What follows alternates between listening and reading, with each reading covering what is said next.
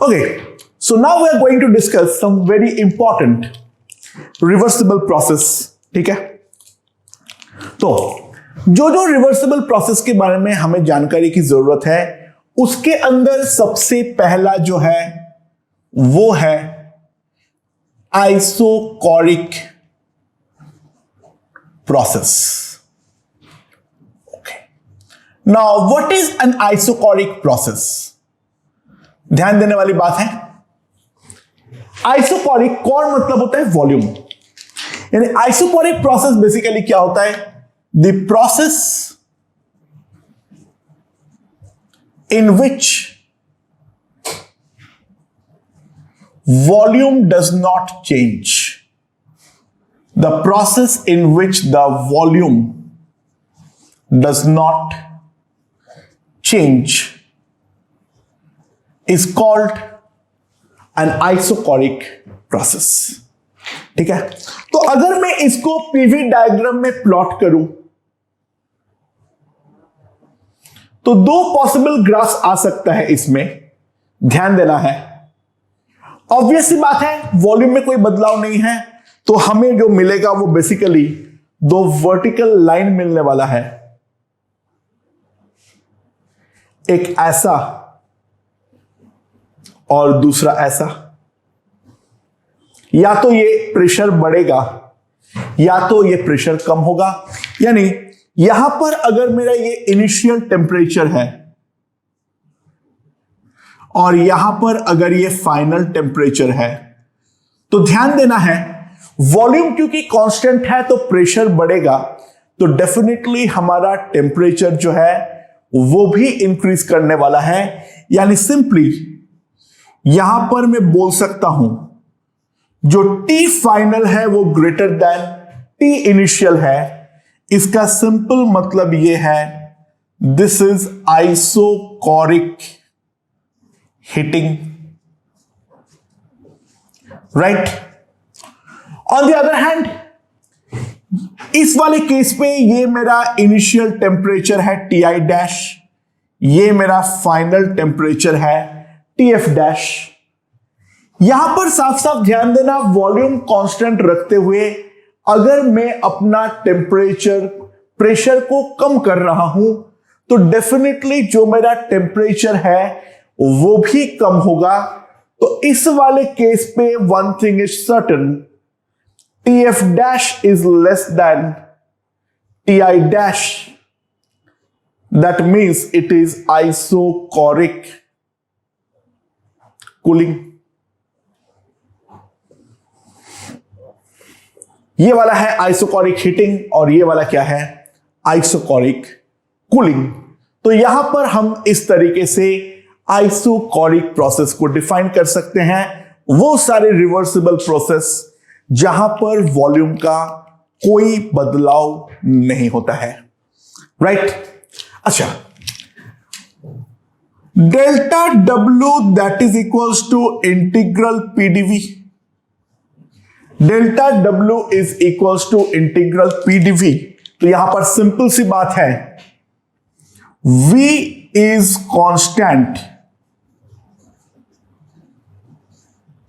That implies dV जो होगा वो मेरा डेफिनेटली जीरो होगा. Delta W is equals to integral PdV. तो वॉल्यूम कांस्टेंट है, मतलब डेफिनेटली dV मेरा जीरो होगा. तो डेल्टा W मेरा यहां से डेफिनेटली कितना आएगा इस प्रोसेस के लिए? This is going to be zero, which is pretty logical also. ध्यान देना मैं क्यों बोल रहा हूं, यहां पर जो एरिया अंडर द ग्राफ होगा, क्योंकि ये एक वर्टिकल स्ट्रेट लाइन है, तो डेफिनेटली ये कोई भी प्रकार का एरिया जो है वो डेफिनेटली एनक्लोज नहीं करने वाला है. और अगर वो एरिया एनक्लोज नहीं करने वाला है तो डेल्टा W वैसा भी जीरो आना चाहिए था, जो कि हम मैथमेटिकली भी देख सकते हैं. तो area under PV diagram is equals to zero, right. तो अगर मान लो मेरे पास n मोल्स आइडियल गैस हो और इन मोस्ट आइडियल गैस का जो टेम्परेचर है वो टेम्परेचर को मैं T1 से लेके जाना चाह रहा हूं T2 पे। ओके, तो डेल्टा डब्ल्यू तो 0 ऑलरेडी आ गया है, बट जो चेंज इन इंटरनल एनर्जी है वो change in internal energy definitely मेरा क्या है, वो एक स्टेट फंक्शन है। तो इट डजंट मैटर जो हमारा प्रोसेस क्या है, डेल्टा यू जो आएगा that will be definitely equals to NCV delta T, that is NCV into T2 minus T1। ये मेरे पास आ जाएगा, right? Okay, but first law of thermodynamics के according delta Q is equals to delta U plus delta W। Now delta W is 0, तो delta Q at constant volume CV that is equals to delta U that is NCV delta T। यानी यहां से हम लोगों ने एक alternate definition of internal energy और define कर सकते हैं। वो क्या है? Change in internal energy, change in internal energy is the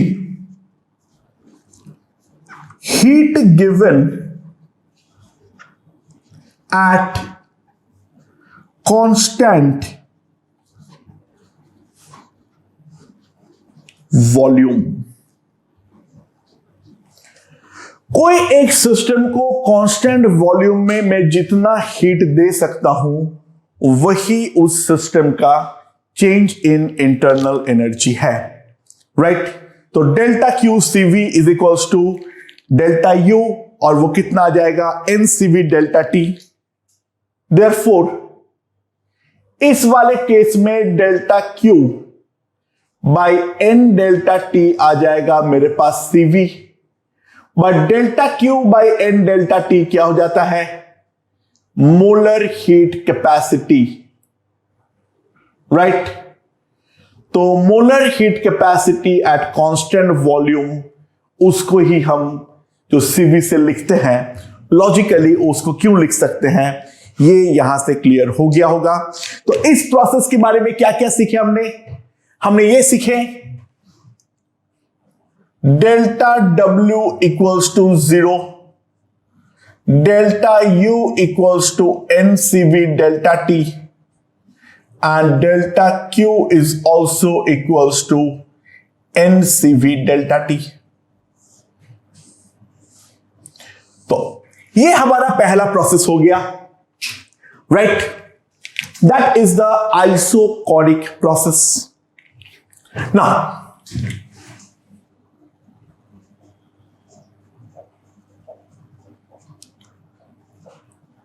दूसरा जो है that is isobaric process.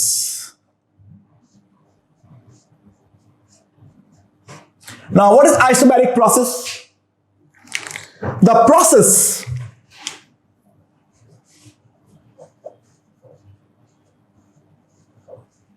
in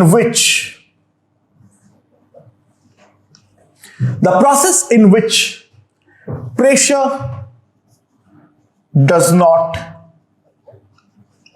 बार मतलब होता है प्रेशर, तो वो प्रोसेस जिसमें हमारा प्रेशर में कोई बदलाव नहीं होता है उस प्रोसेस को हम बोलते हैं आइसोबैरिक प्रोसेस, राइट? सुना, आइसोबैरिक प्रोसेस को अगर मैं पीवी डायग्राम में प्लॉट करना चाहूं तो आइसोबैरिक प्रोसेस का पीवी प्लॉट कैसा होगा? ये P है, ये V है, राइट? यहां पर मैं कांस्टेंट प्रेशर P0 है। ध्यान देना, दो पॉसिबिलिटीज है। पहला पॉसिबिलिटी ये है this is my V initial, this is my V final, right. तो यहां पर अगर इस प्रकार का ग्राफ है तो ध्यान देना, V final greater than V initial, तो इसको हम बोलेंगे आइसोबैरिक एक्सपांशन। इसको हम क्या बोलेंगे? Isobaric expansion. और दूसरा प्रकार का अगर हो, यानी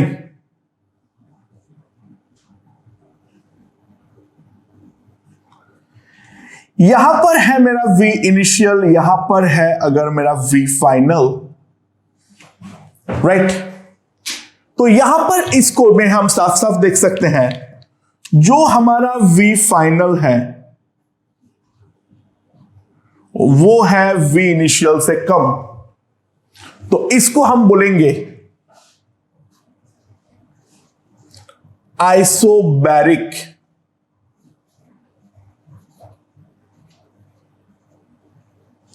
कंप्रेशन। इसको हम बोलते हैं आइसोबैरिक कंप्रेशन, राइट। ओके, तो अगर मान लो मेरे पास n मोल्स आइडियल गैस है, प्रेशर जो है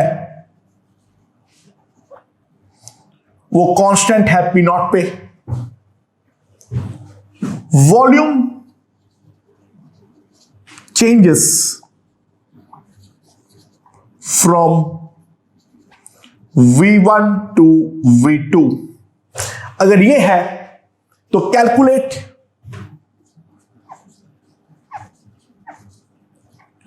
delta W, delta U and delta Q। हमें यह कैलकुलेट करना है वर्क डन कितना होगा, डेल्टा U कितना होगा और डेल्टा Q कितना होने वाला है, यह हमें निकालना है, राइट। तो चलिए चालू करते हैं। सिंपल सी बात है, मैं कुछ भी बना लूं, इसमें दो तरीके से सॉल्व करूंगा, एक मैथमेटिकली और एक ग्राफिकली। तो मेरा अगर ये प्रोसेस है जहां पर एक्सटर्नल प्रेशर को P नॉट पे कांस्टेंट रखा गया है और यहां का वॉल्यूम जो है वो है V1 और यहां का वॉल्यूम जो है वो है V2, तो ध्यान देना वर्क डन जो होगा वो मेरा एरिया अंडर द कर्व होने वाली है, राइट। तो सिंपल सी बात है, delta W is equals to area under the curve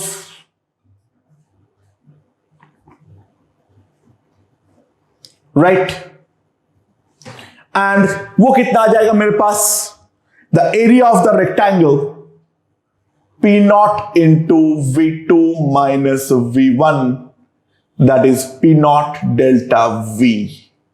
तो मेरे पास वर्क डन का पहला रिजल्ट आ गया है, जो डेल्टा W जो आएगा मेरे पास वो आएगा P naught delta V। It's an important result, right. और साफ साफ बात है, अगर V2 ग्रेटर देन V1 है तो डेल्टा V हमारा पॉजिटिव है, यानी वर्क जो आएगा वो पॉजिटिव आएगा, आना भी चाहिए। हर एक्सपांशन वर्क फिजिक्स के पॉइंट ऑफ व्यू से हमेशा पॉजिटिव होती है, और कन्वेंशन तो हम फिजिक्स वाले ही यूज करते हैं, केमिस्ट्री वाले कन्वेंशन जो है वो हम यूज ही नहीं करेंगे, ठीक है। एंड सिमिलरली अगर डेल्टा V मेरा लेस देन 0 हो तो इन दैट केस कंप्रेशन हो रहा है, डेल्टा W नेगेटिव आ रहा है, जो कि डेफिनेटली आना भी चाहिए था, क्योंकि compression works are always negative, right. अच्छा, क्या मैं वर्क को और कुछ लिख सकता हूं? ध्यान देना,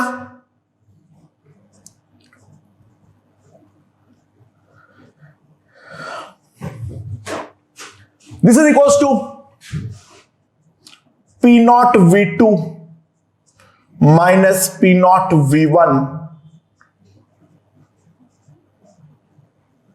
पी नॉट वी टू को मैं क्या बोलता हूं, nRT2, PV equals to nRT, और पी नॉट वी वन को मैं सिमिलरली क्या बोल सकता हूं, nRT1। तो डेल्टा W मेरे पास क्या आ जाएगा, nRT2 minus T1, that is equals to nR delta T, right. तो work done in the process मेरे पास आ जाएगा यहां पर nR delta T। Now delta U जो होगा वो तो पाथ स्टेट फंक्शन है, तो डेल्टा U जो आएगा वो तो डेफिनेटली आएगा NCV डेल्टा T, राइट। सो ये मेरे पास डेल्टा W आ गया, ये मेरे पास डेल्टा U आ गया। तो delta Q will be equals to कितना आएगा, delta U plus delta W, यानी डेल्टा Q मेरे पास आ जाएगा NCV delta T plus delta W मेरे पास आ जाएगा NR डेल्टा T। सो इन दोनों को जब मैं ऐड करूंगा तो डेल्टा Q मेरे पास आ जाएगा N times CV plus R into delta T, okay. And CV plus R is nothing but simply CP। So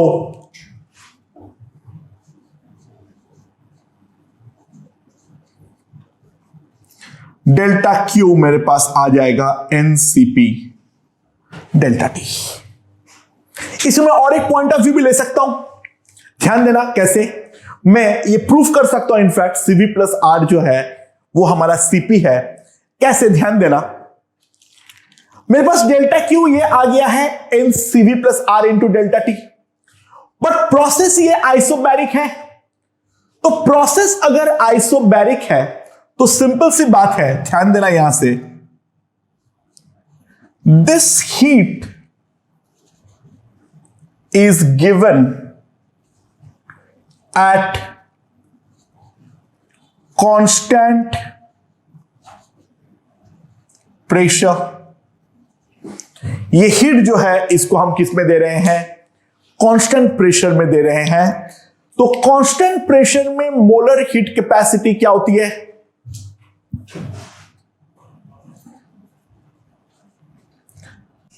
delta Q at constant pressure by N delta T। तो heat given at constant pressure is nothing but NCP delta T। मेरे पास delta Q जो है वो क्या आ जाएगा, NCP delta T। Now यहां से हम क्या देखे हैं, डेल्टा Q कितना है, N of CV plus R into delta T। तो कंपेयरिंग मैं साफ साफ बोल सकता हूं CP is equals to CV plus R। तो आइसोबैरिक प्रोसेस में क्या क्या हो गया, delta W equals to P naught delta V, that is NR delta T, delta U equals to NCV delta T, and delta Q equals to NCP delta T। ये हमारा isobaric process के equations है, right. Now अब हम लोग अगर third process के बारे में बात करेंगे, वो है आइसोथर्मल प्रोसेस।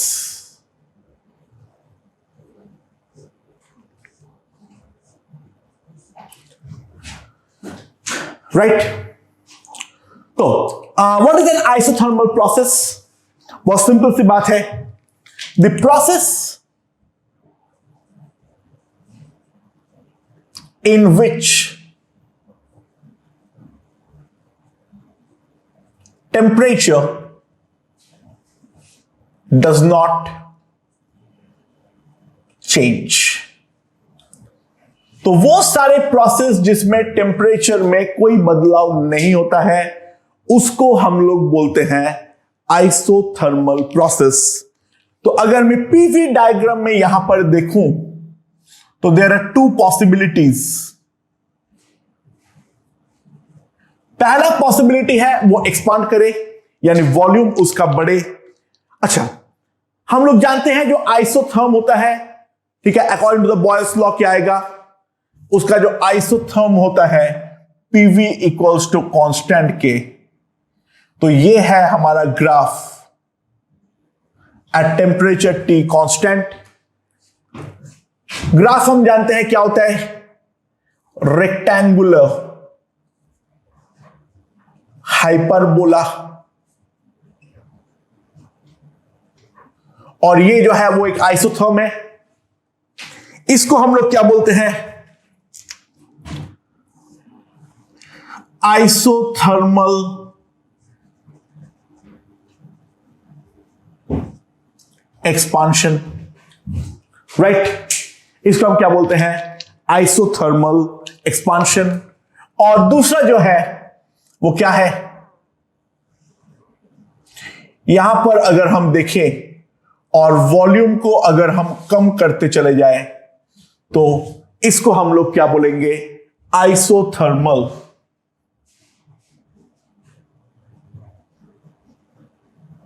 Compression, right. ये दोनों पॉसिबिलिटी है, एक आइसोथर्मल एक्सपांशन और दूसरा पॉसिबिलिटी जो है that is isothermal compression, right. Okay, तो suppose n moles of ideal gas है,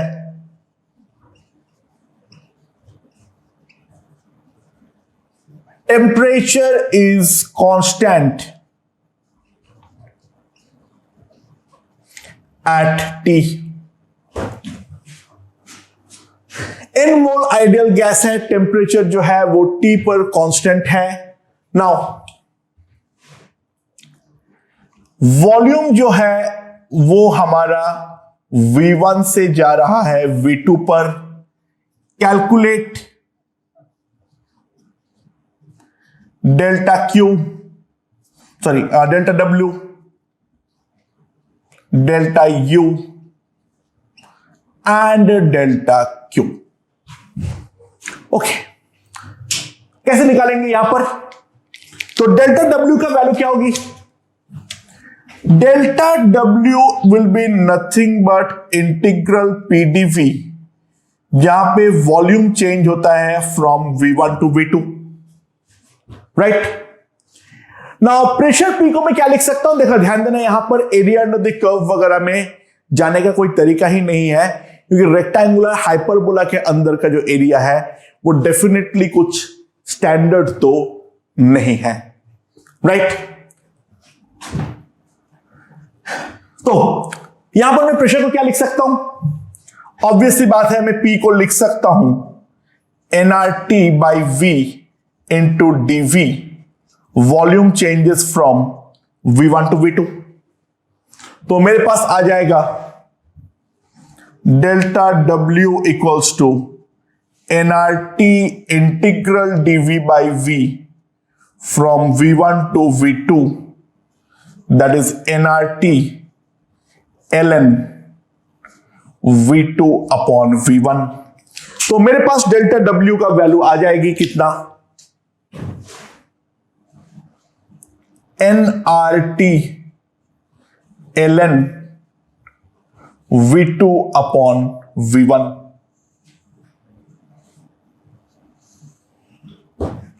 राइट। नाउ उसके बाद क्या है, delta U that is equals to NCV delta T। Now process यहां पर आइसोथर्मल है, तो ऑब्वियस सी बात है टेम्परेचर में किसी भी प्रकार का कोई बदलाव संभव नहीं है, तो delta T is equals to 0, तो डेल्टा U जो आएगा वो भी ऑब्वियसली मेरे पास 0 आएगा। एज डेल्टा टी का जो वैल्यू है दैट इज 0, राइट। और delta Q is nothing but delta u plus delta w. Now delta w जो है वो क्या है यहां पर, वो तो मैं निकाल रखा हूं nRT ln v2 by v1, right? And delta u is 0, so delta q is nothing but delta w, which is equals to nRT ln v2 by v1. ये मेरे पास हो गया है डेल्टा क्यू। तो अगर मैं इस प्रोसेस को समराइज करूं, अच्छा एक बात ध्यान देना, क्योंकि टेम्परेचर कांस्टेंट है तो P1 V1 equals to P2 V2, so V2 by V1 can be written as P1 by P2। तो सिंपल सी बात है,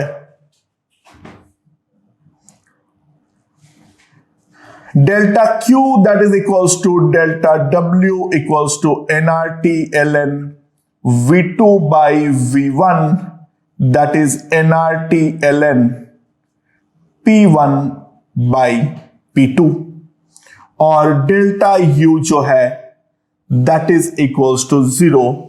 So this is the summary regarding the reversible isothermal process.